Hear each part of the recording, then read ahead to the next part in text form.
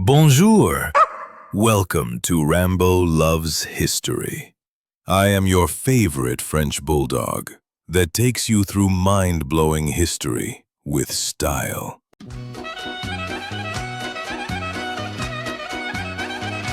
Welcome back to Rambo Loves History. Here's something that will blow your mind. The first Christian nation on earth has spent more time conquered than free. Armenia gave humanity its oldest wine press, and trust me, I'm French. I know good priorities when I see them, and accepted Christianity before Rome itself. Yet somehow, after 3 millennia of invasions, massacres, and attempts at total erasure, Armenia still exists. How? That's what we're about to discover. Today we're unraveling Armenia's extraordinary saga, a nation whose very existence defies every rule of history. This is about how a people transformed suffering into strength, and how faith, language, and memory proved more powerful than any empire. Archaeological evidence places human settlements in the Armenian Highlands among Earth's earliest, dating to the Neolithic period. These sophisticated communities evolved into the Bronze Age kingdom of Urartu. The Urartians, forging their identity around 850 BCE, left massive fortresses and intricate metalwork that established Armenia's foundation. When Urartu fell around 585 BCE, Armenians adapted under Persian rule. Selective adaptation while preserving core identity. Think of it as the historical version of yes, but actually no.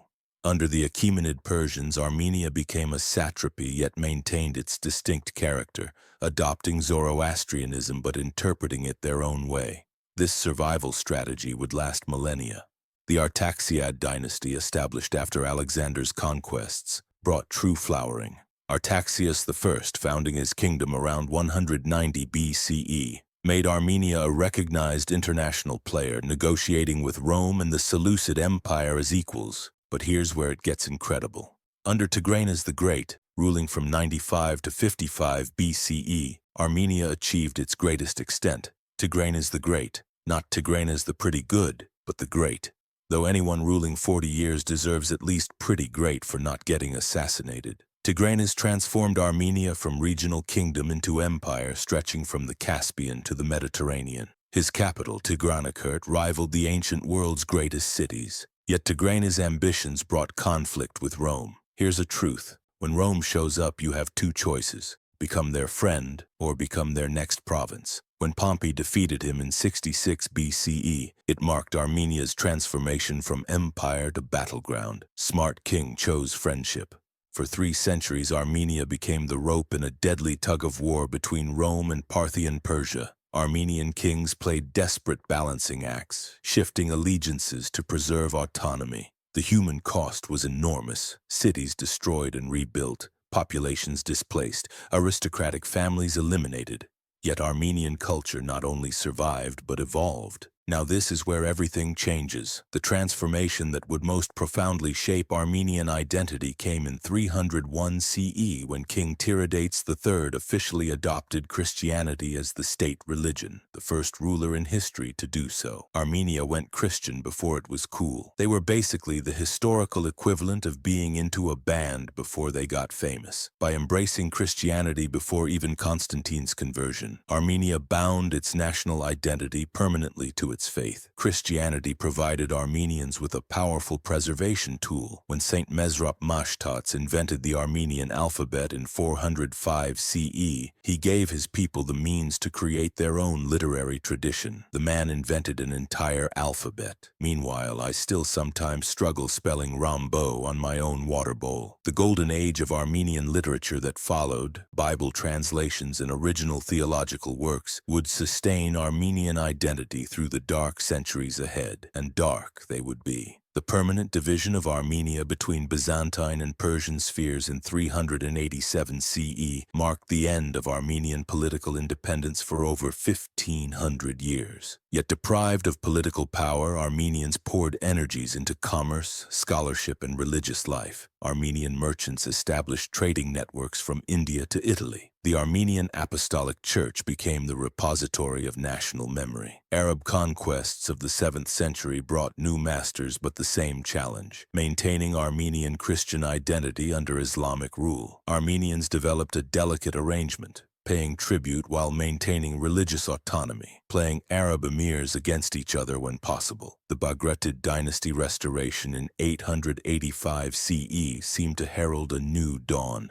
For nearly 2 centuries, Armenia experienced cultural and economic renaissance. The capital at Ani became the city of 1,001 churches, rivaling Constantinople itself. Armenian architecture reached new sophistication heights. But wait until you hear what happens next. The Seljuk Turkish invasions of the 11th century shattered the Armenian kingdom. What followed wasn't just political subjugation, but the beginning of Armenian displacement from ancestral highlands. Many Armenians migrated to Cilicia, establishing a new kingdom on the Mediterranean coast lasting until 1375. Others scattered across the Middle East and Europe, beginning the Armenian diaspora continuing today. For Armenians who remained, the next centuries brought grinding succession of foreign dominions: Mongol, Turkmen, Persian. Each conqueror extracted tribute. Conscripted soldiers periodically unleashed devastating raids. Yet Armenian village life continued, centered on ancient churches and monasteries. The Ottoman Empire's consolidation of control over Western Armenia in the 16th century initially brought relative stability. Armenians faced discrimination but found opportunities. Armenian merchants dominated certain trades. Craftsmen were prized, and a prosperous middle class emerged in Constantinople and other major cities. This success, however, would prove fatal. As the Ottoman Empire declined in the 19th century, Christian minorities became convenient scapegoats. The Hamidian massacres of the 1890s, orchestrated by Sultan Abdul Hamid II, killed up to 300,000 Armenians.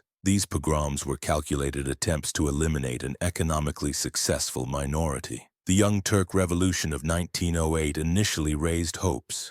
Armenian political parties supported the revolution, believing constitutional government would guarantee their rights. These hopes were cruelly dashed. Young Turk leaders, driven by extreme Turkish nationalism, saw Christians as obstacles to a homogeneous Turkish state. Here's the darkest chapter. When the Ottoman Empire entered World War I, the stage was set for catastrophe. Using war as cover and Russia as excuse, the Young Turk government launched a systematic campaign to exterminate the Armenian population. Beginning April 24, 1915, with the arrest and murder of Armenian intellectuals in Constantinople, the genocide unfolded with bureaucratic efficiency. Armenian men were separated from families and massacred. Women, children, and the elderly were forced on death marches into the Syrian desert without food or water. Survivors were left to die in concentration camps. Rape, torture, and forced conversions were widespread. By 1923, an estimated 1.5 million Armenians had been murdered, 3/4 of the Ottoman Armenian population. Survivors faced bitter irony. Eastern Armenia, under Russian rule since 1828, had been spared. When the Russian Empire collapsed in 1917, an independent Armenian republic briefly emerged.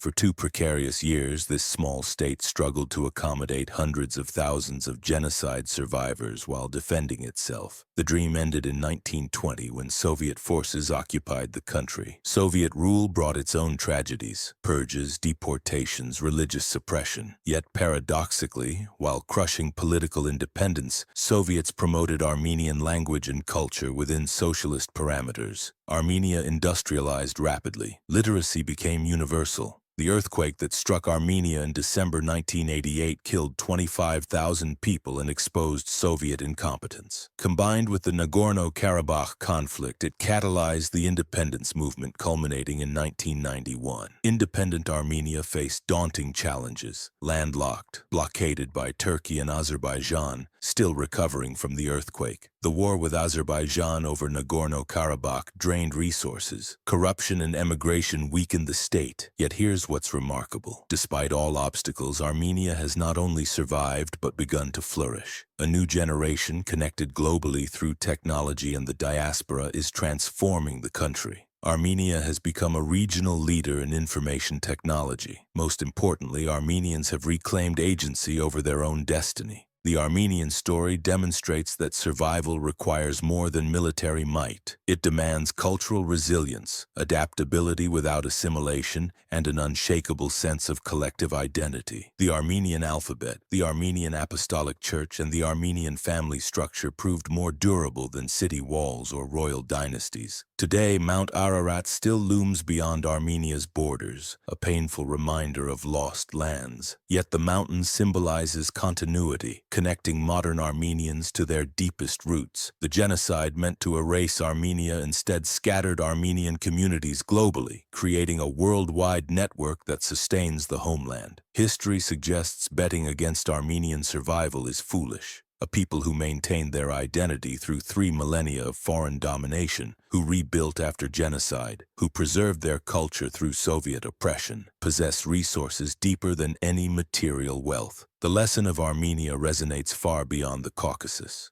In an age when globalization threatens local cultures, Armenia stands as proof that a people united by shared memory, faith, and language can endure any trial. Not through isolation, but through creative adaptation and stubborn persistence. And believe me, as a French bulldog, I recognize stubborn persistence when I see it. In a world that often rewards forgetting, Armenia chose never to forget who they are. If this story moved you, check out our video on Spain next, another nation that went from conquered to conqueror. Click that video now and don't forget to subscribe so you never miss Rambo's history lessons.